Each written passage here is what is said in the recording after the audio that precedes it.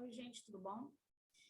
Hoje a gente vai dar início à nossa unidade 4, Psicologia do Desenvolvimento Ciclo-Vital.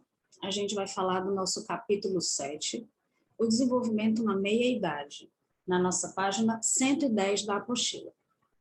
O desenvolvimento na meia-idade, de 40 a 65 anos, pode ser ilustrado por um dito popular que diz: toda pessoa na vida tem que plantar uma árvore, escrever um livro e ter um filho. Essa é a essência da generatividade, deixar sua marca no e para o mundo. Reza a lenda, né? Porque a árvore nunca plantei, apesar de cuidar de planta. Escrever livro, também até agora não escrevi. E ter um filho, até agora só tem 2 cachorros, que são filhos, mas não desses. E isso não me deixa fora da faixa etária. O tempo está mudando, tá, gente? Os tempos estão mudando, as coisas também estão mudando, tá? Hoje em dia, essa geração da minha idade, eu já estou questionando se o termo é esse, porque a nossa longevidade está começando a aumentar, né, se o corona deixar, e a gente está tendo uma qualidade de vida muito grande nessa faixa etária que não se tinha há 30, 40 anos atrás, certo? Então, a gente vai falar do desenvolvimento físico na minha idade, que é de 40 a 65 anos. Mas aí, gente, é um fato. Eu lembro que em outubro do ano passado, fui fazer uns exames e aí eu lembro que eu levei no médico. E ele olhou e ele disse assim, você já passou do prazo de validade, depois dos 40. E aí foi uma pancada muito grande, porque eu ri. Eu disse, tá certo, doutor, muito obrigada, você é muito gentil. Mas gente, verdade seja dita.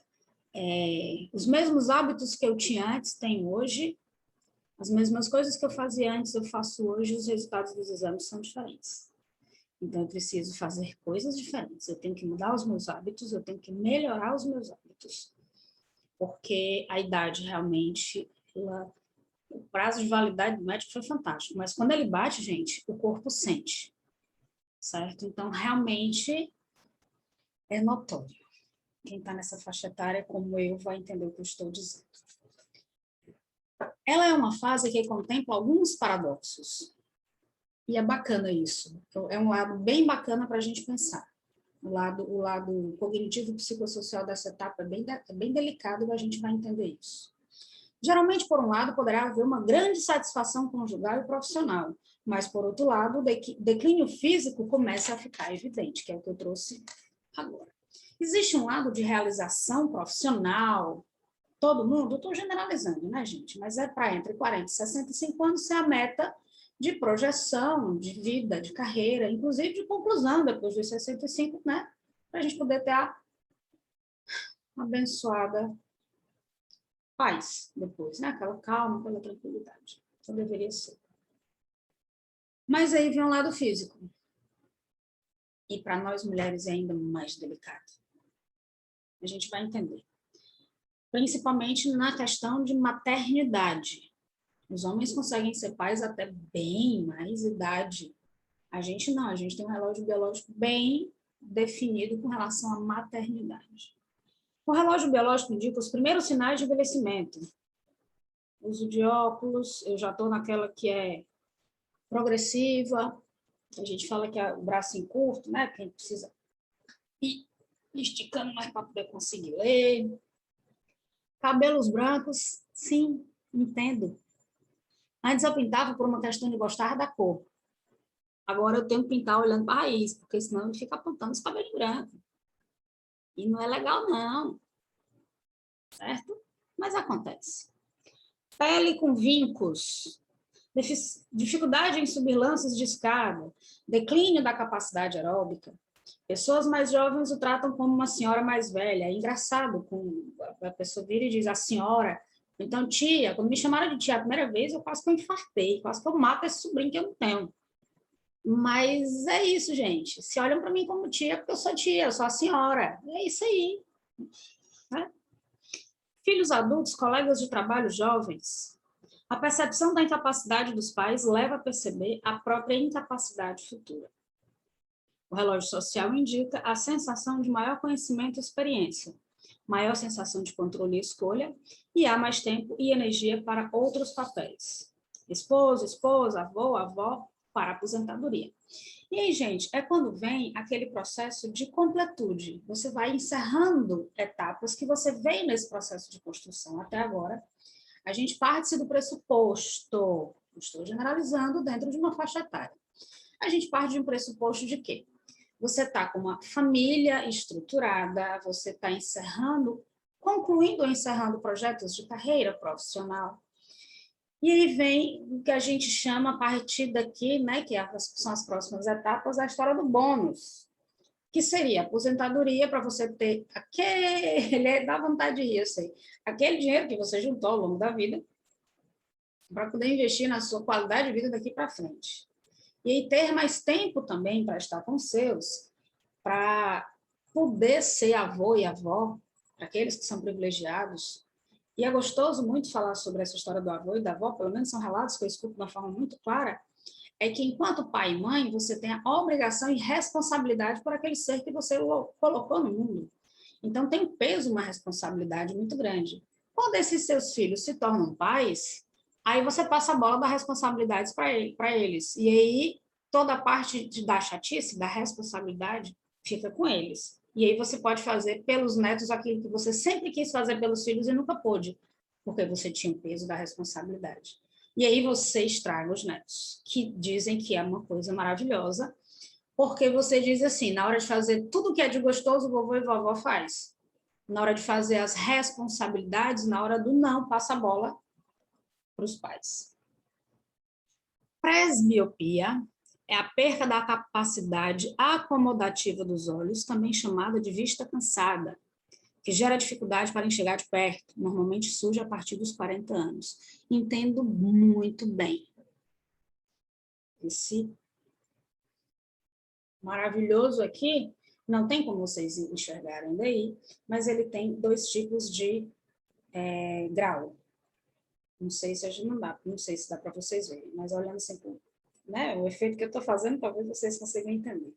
Aqui embaixo, aqui em cima, ele é só para descanso de vista, que a gente chama de astigmatismo, que é claridade, descanso de vista, descanso de tela, eu trabalho muito lendo, e todo o meu lado profissional é muito de leitura, de vista e de mente, mas aqui embaixo tem um grau que é para eu conseguir ler, eu não leio. Eu fui trocar esses óculos aqui na semana passada, eu troquei na sexta-feira, que é o dia que eu não dou aula, para eu poder ter condições de trabalhar durante a semana. Eu tento projetar de um jeito que eu fique cega, num período em que eu não preciso me utilizar dos óculos, dos olhos. E a adaptação é muito delicada, porque a gente realmente não enxerga. Você não enxerga. E aí é inerente à condição de vida, à idade. O nervo óptico, ele realmente para. E o mais engraçado, que eu relutei muito para usar esse tipo de grau, porque a minha começou com 30 e pouco. Eu já fui usar bem depois dos 40.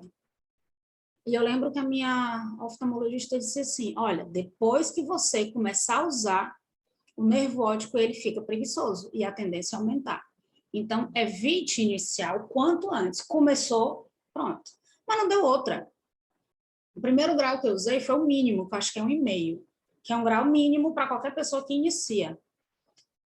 E aí agora eu fui fazer a revisão, que é a minha segunda ida, depois que eu comecei a usar esse tipo de grau da presbiopia. Aumentou 2 graus. Aumentaram-se 2 graus. É uma condição da idade, não tem muito para onde correr. Não tem muito o que fazer. Muitas pessoas com 50 anos optam por tarefas mais sedentárias e contemplativas em função de um decréscimo da capacidade física. Resumindo, se já dava preguiça fazer atividade física antes, agora aumenta. Apesar da necessidade de ser feito a mais, porque a nossa capacidade aeróbica cai muito. Então, é necessário fazer o dobro. Não estou dizendo que eu faço, estou dizendo que tem que ser feito. Por exemplo, subir 20 andares é uma tarefa diferente para um jovem de 20 anos e para um adulto de 50. Provavelmente a maioria das pessoas com 50 anos conseguirá subir as escadas de forma mais lenta e se cansará mais. Por outro lado, no que diz respeito ao trabalho, não há diferença significativa. A parte cognitiva, gente, é maravilhoso, muito pelo contrário, é até talvez mais produtivo. por toda uma experiência que se tem, por todo um histórico de vida. Não estou dizendo pessoas que ficam presas no passado, estou dizendo pessoas que estão se atualizando sempre. Mas o lado físico realmente dá uma incomodada mesmo. A menopausa aparece como um evento marcante no desenvolvimento físico da meia-idade. Ela ocorre tipicamente entre 45 e 55 anos. Então, dentro desse campo, está tudo ok. Antes, menopausa precoce ou depois, menopausa tardia. Mas dentro desse período, não estou dizendo que é com 50 não, tá, gente? Eu estou dizendo que é entre 45 e 55. Outro aspecto que pode ser vivenciado de modo diferente nessa fase é a gravidez, como eu trouxe. Nós mulheres, quando nós nascemos, todos os nossos óvulos já estão definidinhos dentro da gente, eles já estão todos prontinhos. A natureza vai só liberando mês a mês um a um. Os espermatozoides dos nossos homenzinhos lindos, não. Eles estão em processo de construção a vida toda. Por isso que a gente consegue ver um homem de 60, 70, 80 anos engravidando. Mas uma mulher, depois dos 40, já começa a ficar complicado. Principalmente se ela não foi mãe antes. Se ela foi mãe antes, ela ainda consegue ter com menos risco. Menos risco. Eu não estou falando sem risco. Após os 40, é muito mais frequente a mulher sofrer um aumento de pressão arterial em comparação com a mulher de 25. No entanto, após o parto, os órgãos de ambos tendem a funcionar igualmente. É durante o período gestacional. A mulher corre mais perigo, a gravidez se torna uma gravidez, probabilidade de ser uma gravidez de risco muito maior. Já o climatério masculino tende a iniciar 10 anos mais tarde do que o da mulher. Cerca de 5% dos homens sentem depressão, fadiga, menor impulso sexual. Aí a gente tem umas ajudinhas, umas azulzinhas, umas coisinhas. Claro, gente, existe medicina para isso. Mas aí também dá essa caída. Mas não incapacita o homem de engravidar. O que começa a mudar é o estímulo sexual. O que começa a mudar é o impulso sexual. Certo? Não é mais aquele vento que passa e já está uma animação do ser humano. Não. A coisa requer outras coisas. Começa a ter outros sentidos. E fisicamente, sim, tem essa alteração. Aí vem menor impulso sexual, disfunção erétil ocasional, queixas físicas. Gente, aí a fase do condor, certo? Infelizmente, é o que acontece. E aí é uma fase, gente, em que a gente tende a perder os pais, perder os avós, perder as pessoas que a gente mais ama, envolve muita coisa nesse período. Então, a gente começa a perceber que antes o nosso corpo reagia de uma forma muito mais física. Agora, ele reage ao nosso mental. Por isso que eu falei que é uma fase cognitiva e psicossocial bacana para a gente discutir, certo? Porque o físico dá uma decaída, mas mexe muito nessas duas outras fases. Na parte cognitiva. Os adultos na meia-idade são capazes de integrar lógica com intuição e emoção. Integram fatos e ideias, integram novas informações com o que já sabem. Filtram pela sua experiência de vida e aprendizagem prévia. Assim, tendem a ser bons para solucionarem problemas. Resumindo, já bateram cabeça, já erraram, já tentaram de novo, mais uma vez, novamente e de novo, já sabe como é que faz, como é que acerta, como é que erra, e já fizeram 1000 vezes. Então, não é que a Maria é boca de mãe, pelo amor de Deus, quando mãe fala, parece uma praga. Não, é uma bênção. Sabe por quê que ela está falando que vai acontecer aquilo? Porque ela já errou, ela já fez, já aconteceu, ela já sabe o que é que vai dar. Eu ainda estou tentando, ela já está, ó. Eu estou indo com caju, ela está voltando com a castanha assada, salgada, ainda tem outros sabores. Porque ela já viveu. Eu ainda estou na tentativa. Não é boca de mãe amaldiçoada, não, é abençoada. Pode ter certeza, porque ela já passou pelo que eu estou tentando. Ela já está dando aula. Eu estou na tentativa, ela já está dando aula. Isso significa que, nesse momento da vida, o adulto da meia-idade tem um incremento da sua inteligência cristalizada, da qual pode fazer uso. Ela é a capacidade de lembrar e usar informações adquiridas durante uma vida inteira. A inteligência cristalizada é relacionada à educação e à experiência cultural. O conhecimento especializado é um exemplo desse tipo de inteligência. É isso que eu acabei de trazer. Os pais da gente têm todo um histórico de vida. Tudo que a gente está tentando, eles já fizeram, eles já conseguiram, eles já acertaram, eles já erraram. Claro que a gente tem que ter as nossas experiências, a gente tem que ter os nossos erros, os nossos aprendizados. Mas é bom a gente escutar. Porque a gente pode até levar a mesma queda. Mas é só a gente ver jogador de futebol. Eu fico olhando para o goleiro, eu fico impressionada como é que uma pessoa se submete a passar uma vida levando queda. Eu fico olhando para jogador de futebol, eu fico impressionada como eles sabem cair. Eu levo uma queda daquela, eu me quebro todinha. Eu me despedaço todinha na queda daquela, porque eu não sei cair, eu não aprendi a cair. Não me ensinaram a cair. Não faz parte da minha profissão, mas faz parte da deles. Às vezes, gente, a queda é a mesma, agora como a gente cai é que muda. Eles levam queda o jogo todo, um se machuca o outro. Quando pega no nervo, quando pega no tendão, quando pega no osso. Mas eles caem o jogo todo, levantam e bola para frente. Se eu caísse na primeira queda ali, eu ficava. Eu e a maioria de vocês. Porque não nos ensinaram a cair. E é isso que a vida aqui está mostrando, que os pais da gente aprenderam. Então, tentamos nos ensinar a cair. Não é que a gente não vá cair. Cair a gente precisa viver as nossas experiências. Mas se a gente aprende a cair, a queda fica menos difícil, sabe? Não é que fica melhor, mais leve. Não, dói. Dói. Mas é diferente. Dá para a gente levar.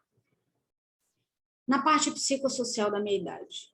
A meia-idade é, para muitos, um período no auge da competência produtiva e de controle. Segundo Erickson, essa é a fase da maturidade, na qual os adultos precisam estar ativamente envolvidos no ensino e na orientação da próxima geração. É a necessidade de sentir-se útil, especialmente em relação às pessoas mais jovens. No entanto, essa necessidade de sentir-se útil, que Erickson denominou de generatividade, não se restringe ao fato de se ter filhos para cuidar, pelo contrário. Pois não basta ter filhos, ou não é preciso tê-los para alcançar essa capacidade. Trata-se de uma preocupação ampla pelos outros, um compromisso para além de si mesmo, com a família, o trabalho, a sociedade e as gerações futuras. É uma necessidade que a pessoa madura tem de deixar tudo o que aprendeu. Sabe aquela ruma de queda que eu falei, que a gente leva? Tem que servir de alguma coisa. Eu preciso ensinar o outro a cair. Entende? Eu preciso me sentir deixando algo de legado na humanidade. Eu não preciso ser mãe para isso. Não precisa ser necessariamente maternidade, mas é maior do que eu, é para o outro. Com relação a... Sim, tem uma coisa bacana aqui, gente. A crise da meia-idade é caracterizada por um balanço da vida. É complicado, gente. É bem complicado. Quando você vê que os seus pais estão idosos, quando você vê que a morte ela é real, quando você vê que... como eu falei agora, eu fui fazer uns exames, eu lembro que eu fui fazer um que era endoscopia, você precisa estar acompanhado de alguém. E a minha mãe foi. E eu lembro demais desse dia. Eu olhei para minha mãe e disse assim, mãe, eu nunca imaginei que a senhora estivesse levando a sua filha para um exame de idosa, de meia-idade. Porque eu estava fazendo exames já com essa proposta. Eu lembro demais da frase do médico de vencer o prazo de validade. A minha mãe está me levando para uma consulta para uma pessoa que está fazendo exame porque está na meia-idade. E se eu estou dessa fase, imagina os meus pais que estão com 78. Entende? A minha avó ainda viveu demais, faleceu ano atrasado, com 100 anos. Ela, graças a Deus, escapou da pandemia, faleceu um ano antes ainda. Graças a Deus, para não sofrer mais desnecessariamente. Mas a gente olha e a gente vê. Os meus tios, eu lembro agora, de recente, de uma amiga minha comentando que uma tia dela pegou Covid. Aí ela disse, o problema é que ela era idosa. Eu disse, tia idosa? Os meus tios têm 70 e tantos anos. Sim, os meus tios. Eu tenho 40 e tanto, entende, gente? Então, é uma fase em que a gente faz um balanço da vida mesmo. A gente vê, a gente olha assim para a realidade da morte, não a nossa. Para alguns, sim, mas não a nossa. Mas a gente olha e a gente vê que ela é algo real. Que todas aquelas pessoas que viveram, os meus adultos hoje são idosos, que são os meus tios. Os meus avós eu já não tenho.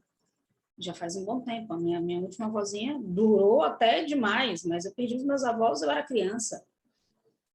E aí agora estão vindo os tios. Então, é realmente uma idade que a gente faz um balanço de vida bem intenso. A sexualidade na fase adulta intermediária, no caso masculino. Um dos temores do adulto na fase intermediária é o câncer de próstata. E aqui, gente, eu quero fazer um parêntese. A nossa cultura é uma cultura extremamente machista, paternalista, homofóbica e fóbica. Se você imaginar de fóbica, medo, fobia, existe. E existe uma fobia muito grande e um preconceito muito grande quanto ao exame de próstata, porque nós sabemos que o exame mais fiel é o exame do toque. E aí vocês imaginam o tabu na cabeça de um homem. Mas nós mulheres fazemos ultrassonografia transvaginal anualmente e isso não diminui quem somos. É tão invasivo quanto e não diminui quem somos. Mas nós podemos, porque é cultural. O homem não pode, porque é cultural. Pode não, deve. Deve. Vidas podem ser salvas por um exame clínico que nós mulheres fazemos uma outra versão anualmente. E tá tudo bem, a gente faz desde que o mundo é redondo. E tá tudo bem. Então, homens, por favor, não precisa contar para ninguém, ninguém precisa saber. Confidência entre você e o seu médico. Mas faça, vá, se cuide. Não está mudando em nada de coisa nenhuma. É um exame para detectar que você tem ou não tem algo. Precocemente percebido, facilmente resolvido. Aí você posterga e às vezes não tem como voltar atrás. Certo? E é isso, gente. A gente fala aqui da menopausa, a gente fala de... Temos, sim, depois da menopausa, né, a terapia de reposição de hormônio, claro, para a gente poder tentar suplementar, complementar, reequilibrar, porque realmente a gente percebe que tem uma queda muito rápida, muito brusca, principalmente depois da menopausa. Da mesma forma que a gente muda muito depois que tem a nossa primeira menstruação, também acontece o oposto depois da menopausa. E aqui, gente, a gente encerra um capítulo curtinho. O nosso próximo capítulo, capítulo 8, Envelhecimento e Morte, fica na página 118. A gente vai, na próxima aula, falar sobre ele. É isso. Beijos a todos e fiquem com Deus.